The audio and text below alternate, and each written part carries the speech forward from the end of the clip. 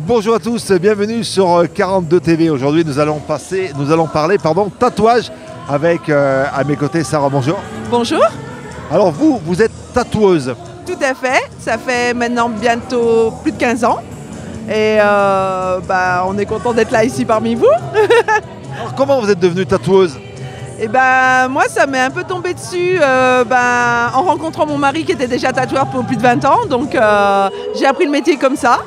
Allez, votre mari est tatoueur à Saint-Étienne, c'est un des plus connus, c'est celui qui a depuis le plus longtemps, quoi. Et c'est Willas. Willas Tattoo, c'est ça. Alors on est sur Bellevue. Mon mari, ça fait bientôt 50 ans qu'il tatoue et ça fait 25 ans qu'il a ouvert sa boutique. Donc ça commence à faire les vieux de la vieille, comme on dit. Hein. Et sinon, moi... Pour vous, c'est devenu une évidence de devenir tatoueuse? Alors, au début, ça n'a pas été évident parce que de se dire de faire mal aux gens, de ne pas se louper, c'est pas évident. Et du coup, c'est venu avec le temps où c'est devenu une passion en fait. Aujourd'hui, je ne me verrais pas faire autre chose. Déjà, il faut avoir la passion du dessin, il faut savoir bien dessiner. C'est primordial, on va dire. Faut savoir dessiner, faut de la patience, faut savoir être à l'écoute des gens. Sinon, en fait, c'est ça. C'est de l'art, en fait. Il faut réussir à cerner ce que veulent les personnes parce que c'est pas toujours évident. Quand ils me disent j'ai le modèle dans ma tête, faut aller le chercher. Donc, faut un peu de psychologie quand même. Mais oui, les trois quarts, c'est dessin quand même. Lorsqu'on vient se faire tatouer chez vous, alors comment ça marche? On vient vous voir, on dit voilà, j'ai tel projet, vous regardez, c'est possible, pas possible. Déjà, est-ce qu'on peut tatouer pratiquement toutes les parties du corps? Alors oui, on peut. Nous, personnellement, on ne le fait pas. On ne fait pas les doigts et pas le visage. Le visage pour l'identité et les doigts parce que ça bave, donc ça sert à rien. Et sinon, bien sûr, on peut tatouer tout le corps. Après, on ne fait pas le sexe non plus. Mais il y en a qui le font, sans problème. Tout peut se faire. Et donc quand la personne elle vient, donc elle nous amène au moins des idées. Moi ce que je demande c'est au moins des photos pour montrer un style aussi. L'idée, le style, et à partir de là on fait de la création. On fait de la création donc une esquisse sur un papier qu'on remet sur le corps et puis après les couleurs. Tout à fait, mais nous on ne fait pas de couleurs. Nous c'est exclusivement en noir. On n'est pas fan de couleurs, et puis il y en a qui sont très doués pour le faire. Donc après, les tatoueurs, c'est un peu comme les peintres, chacun son style. On a tous, voilà. Donc c'est important aussi de trouver le tatoueur qui a son style, qui correspond, parce qu'on n'a pas tous la même façon de travailler.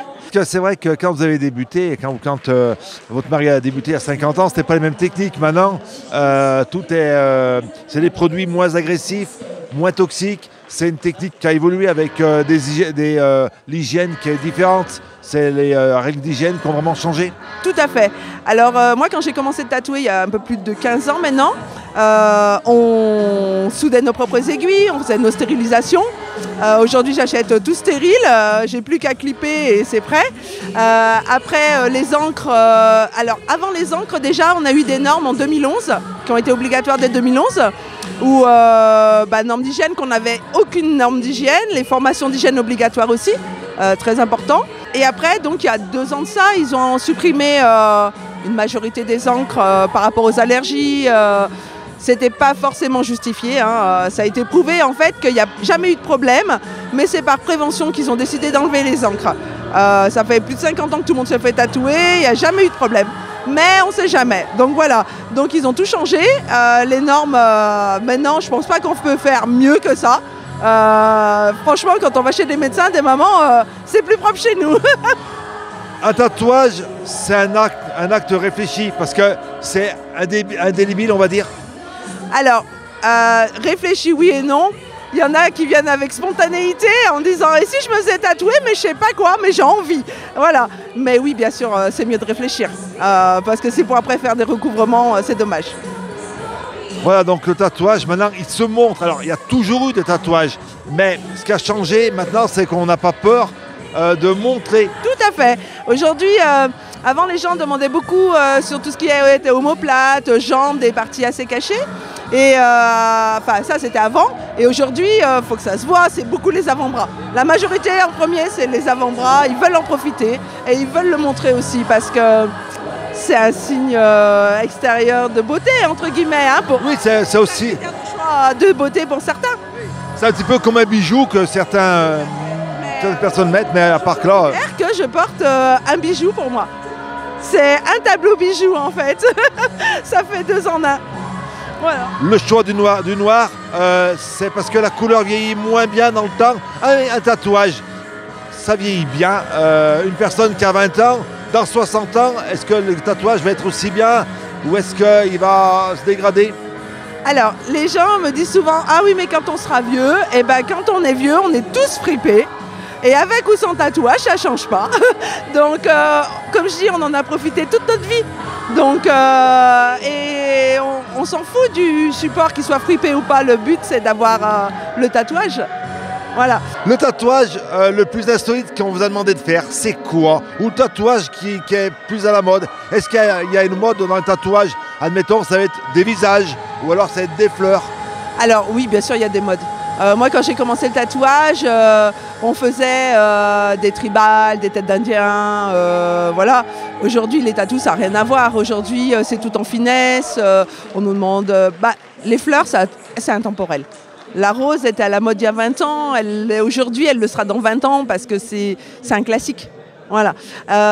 Mais oui, après, on a des modèles à la mode où c'est que pendant 1 an, on va faire beaucoup de quelque chose. Après, l'année d'après, ça va être autre chose. Mais malgré tout, il faut quand même réussir à... Pour pas que tout le monde ait la même chose, ok, la même idée, mais travailler différemment après. Parce que selon les goûts de chacun, on arrive à modeler pour que ce soit plus personnalisé. Vous êtes tatoueur et puis aussi perceur, parce que les personnes qui ont des tatouages, ils sont aussi percés, ils ont aussi des piercings. Ça va de pair, on va dire, on en voit de plus en plus. Eh ben, alors souvent on nous l'associe, nous on le fait les deux aussi, mais ça n'a rien à voir. Ça n'a rien à voir. Entre un trou dans la peau avec un bijou et un dessin, c'est pas du tout la même chose. Après, c'est vrai qu'on est liés par rapport à l'hygiène, c'est les mêmes normes quasi et tout. Donc oui, moi j'ai commencé en tant que perceur. C'est mon mari qui m'avait formée. Je suis restée pendant... jusqu'à que je donne la relève à ma sœur pendant une 15aine d'années. Je faisais les deux, moi tatouage et piercing. Et maintenant, je dépanne en piercing quand ma sœur n'est pas là. Mais oui, piercing, c'est bien... Enfin, pour moi, hein, les gens l'associent, mais pour moi, c'est bien dissocié. Hein. Donc une personne qui est tatouée n'est pas forcément percée et vice-versa. On est d'accord. On est d'accord parce qu'il y en a, et d'ailleurs c'est assez étonnant, parce qu'il y a des personnes qui autorisent leurs enfants à se faire tatouer et pas percer. Alors qu'un piercing, on l'enlève, il n'y a plus de traces, un tatouage c'est à vie quoi. Donc je ne comprends pas la démarche. Mais c'est la crainte parce que le piercing c'est une effraction cutanée plus profonde. Et à partir de ce moment, les gens ils sont plus craintifs, ils ont peur. Mais bon, au final, ça n'a rien à voir l'un et l'autre, mais oui, on l'associe. Il y a des personnes qui viennent vous voir et qui ont un regret d'avoir fait faire un tatouage. Vous pouvez à ce moment-là recouvrir un ancien tatouage? Tout à fait. Alors nous, pour le recouvrement, on demande à voir. Comme je dis, c'est pas tout le monde qui peut faire du recouvrement. Moi, personnellement, je ne le fais pas. D'accord? Donc, il n'y a que mon mari qui le fait. Mais oui, on peut faire des recouvrements. Je demande d'abord à voir le modèle qu'ils ont sur eux. Leurs idées et après c'est nous par exemple qui adaptons le dessin pour que ça couvre bien. Le monsieur là qui avait juste avant à faire le recouvrement justement. En tous les cas, on peut venir vous retrouver au 12 rue de l'Égalité, c'est à Saint-Étienne, c'est dans le quartier de Bellevue. Alors, 12 rue de l'Égalerie, c'est ça, on est sur le quartier de Bellevue derrière la gare. Voilà, 04 77 57 74 62 04 77 57 74 62 et c'est vrai que Willas c'est vraiment une référence dans le tatouage donc noir à Saint-Étienne, tout le monde le connaît. N'hésitez pas, si vous avez un projet de tatouage, venez donc voir Sarah et puis Willas, merci beaucoup. Merci à vous surtout, c'est très gentil de nous avoir interviewés.